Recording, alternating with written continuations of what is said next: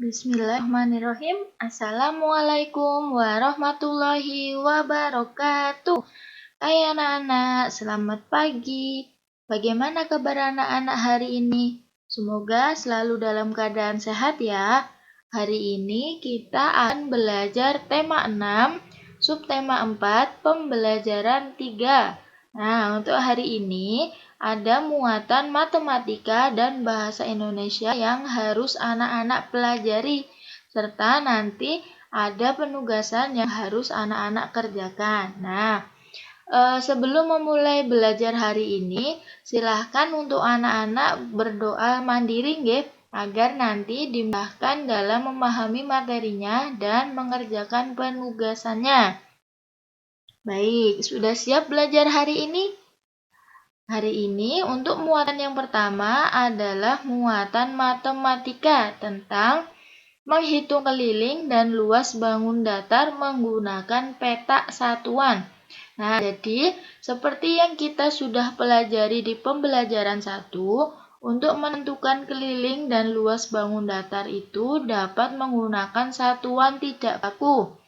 Untuk di pembelajaran 1 kemarin kita menggunakan contohnya satuan tidak baku itu adalah korek api. Nah, jadi kita buka dulu untuk pembelajaran kemarin. Ini ya adalah contohnya yang menggunakan korek api. Ini nggih. Kemarin di pembelajaran 1. Nah, untuk pembelajaran hari ini kita menggunakan satuan tidak baku adalah petak satuan. Jadi ini namanya petak satuan. Setiap kotak ini adalah satu petak satuan. Nah, anak-anak masih ingat tidak apa itu keliling, apa itu luas? Jadi, kita kembali ke pembelajaran 1 nggih. Nah, jadi keliling adalah banyak satuan panjang yang digunakan untuk mengukur panjang tepian bangun datar. Nah, jadi untuk keliling ini adalah semua sisi di suatu bangun datar. Panjang semua sisi, jadi semua panjang sisi kita jumlahkan. Untuk luas adalah bidang yang dibatasi oleh sisi-sisi bangun datar. Nah, untuk luas ini adalah yang di dalamnya. Kalau keliling itu luar, kalau luas itu di dalamnya secara keseluruhan seperti itu. Nah, untuk materi hari ini menentukan keliling menggunakan satuan tidak baku petak satuan. Misalnya ada contoh bangun datar ini. Kita tentukan dulu berapa kelilingnya. Jadi keliling tadi adalah jumlah seluruh sisi bangun datar. Jadi kita jumlahkan ada berapa petak satuan ini. 1, 2, 3, 4, sampai 16. Jadi untuk keliling bangun datar ini adalah 16 petak satuan. Seperti itu. Nah, untuk lebih jelasnya lagi, silakan anak-anak simak contoh ini lagi. Nah, untuk menghitung keliling bangun datar ini, silakan anak-anak hitung banyaknya garis merah yang ada pada setiap sisi kotak. Jadi, keliling adalah kan tadi jumlah semua sisi bangun datar. Jadi kita jumlahkan setiap petak yang ada di bangun datar. Jadi setiap petak yang ada di sisi bangun datar. Nah, misalnya ini 1, 2, 3, 4, 5, 6, 7, 8, 9, 10, 11, 12, 13, 14, 15, 16. Nah, jadi untuk keliling bangun datar gambar ini adalah 16 petak satuan, seperti itu. Nanti untuk lebih jelasnya lagi anak-anak bisa latihan di penugasannya. Nah, untuk menentukan luas berbeda dengan menentukan satuan. Jika tadi mohon maaf, untuk menentukan luas berbeda dengan menentukan keliling. Nah, jika tadi keliling adalah hanya menjumlahkan petak yang di tepi, kalau luas itu semua petak kita hitung, semua petak yang bersangkutan kita hitung. Nah, di sini untuk luas persegi panjang atau luas bangun datar ini adalah ada 15 petak satuan karena jumlah semua petak ini adalah 15 kotak. 1, 2, 3, 4, 5 sampai 15.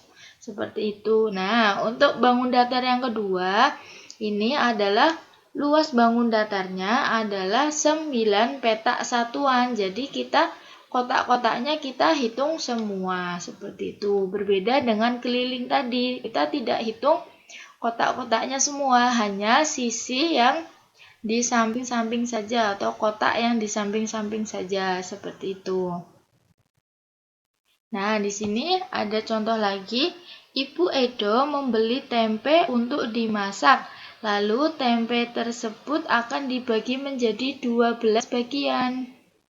Nah, untuk menghitung luas bangun datar atau luas tempe tadi adalah dihitung banyaknya kotak yang dicentang. Dicentang biru ini kita hitung. 1, 2, 3, 4, 5, 6, 7, 8, 9, 10, 11, 12. Nah, jadi untuk luas tempe atau luas bangun datar ini adalah 12 petak satuan. Seperti itu. Nah, lalu bagaimana untuk menentukan jika ada bangun yang mempunyai setengah seperti ini, mempunyai gambar yang setengah seperti ini. Jadi, kali ini kita juga akan mempelajari menghitung luas bukan hanya dengan persegi satuan saja, persegi yang utuh seperti ini. Untuk tadi contoh-contohnya adalah bangun yang utuh semua, persegi yang utuh atau kotakan yang utuh semua. Nah, namun bagaimana jika menggunakan ada gambar yang menggunakan ada segitiganya seperti ini? Nah, coba diperhatikan. Untuk satu kotak ini adalah satuan luas persegi utuh atau petak yang utuh. Untuk yang segitiga, ini adalah bentuk segitiga, adalah satuan setengah persegi atau segitiga. Nah, jika dua segitiga kita gabungkan, akan menjadi satu persegi yang utuh. Nah, ingat-ingat, jika dua segitiga yang kita gabungkan, maka menjadi satu persegi yang utuh. Jadi, satu persegi ini sama dengan yang ini, nggih. Nah, jadi sama-sama satu persegi utuh. Nah, di sini untuk menentukan luas bangun datar ini itu bagaimana? Nah, kita tentukan dulu untuk jumlah kotak yang utuh. Nah, untuk jumlah kotak yang utuh ada berapa? 1, 2, 3, 4, 5, 6. Nah, jadi jumlah kotak utuh ada 6. Nah, untuk jumlah yang segitiga ada berapa? 1, 2. Nah, untuk segitiganya adalah 2. Jadi, tadi diingat bahwa dua segitiga yang digabungkan akan menjadi satu kotak utuh. Jadi, bisa kita tuliskan 6. 6 itu adalah jumlah kotak yang utuh ditambah 0,5 ditambah 0,5. 0,5 ini sama dengan setengah. Nah, ini untuk setengah nggih. Nah, setengah. Jadi, setengah ditambah setengah atau segitiga ditambah segitiga adalah 1. Jadi, 6 ditambah 1 hasilnya 7. Jadi, untuk luas bidang yang ini adalah 7 petak satuan. Seperti itu. Sudah paham belum anak-anak? Nah, untuk mengukur nanti seberapa paham anak-anak, silahkan kerjakan sebagai latihan tugas 1 hari ini nggih, tugas 1 matematika. Nanti dihitung luas bidang dan keliling bidangnya. Nomor 2 juga. Nah, untuk nomor 3 hanya menentukan luas bidangnya saja. Nanti silahkan teliti dalam mengerjakannya. Apabila masih bingung, boleh diputar ulang videonya atau boleh nanti bertanya ke guru ya. Jangan sungkan untuk bertanya apabila nanti merasa kesulitan dalam mengerjakan penugasannya atau memahami materinya seperti itu.